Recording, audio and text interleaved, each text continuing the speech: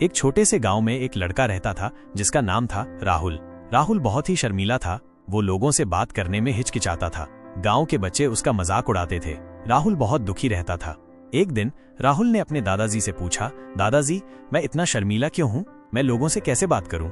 दादाजी ने मुस्कुराते हुए कहा, बेटा, शर्माना कोई बुरी बात नहीं है, लेकिन अगर तुम अपनी बात को दूसरों तक पहुंचाना चाहते हो तो तुम्हें अपनी आवाज को बुलंद करना होगा।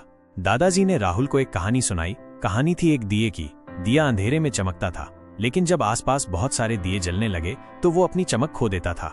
दादाजी ने कहा, बेटा, तुम्हें अपनी चमक को कभी कम नहीं करना चाहिए। तुम्हें अपनी बात को बुलंद आवाज में कहना चाहिए। राहुल ने दादाजी की बात को ध्यान में रखा। उसने लोगों से बात करने की कोशिश की।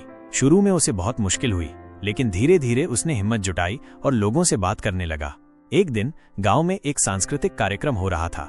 राहुल ने सोचा कि वो इस कार्यक्रम में भाग लेगा। उसने एक कविता तैयार की और मंच पर जाकर सुनाई। राहुल की कविता इतनी अच्छी थी कि सभी लोग तालियां बजाने लगे। राहुल बहुत खुश हुआ। उसे एहसास हुआ कि उसने अपनी शर्मीली प्रकृति पर काबू पा लिया है। उसने सीखा कि अगर हम अपनी मेहनत और लगन से काम करें तो हम कुछ भी हासिल कर सकते हैं।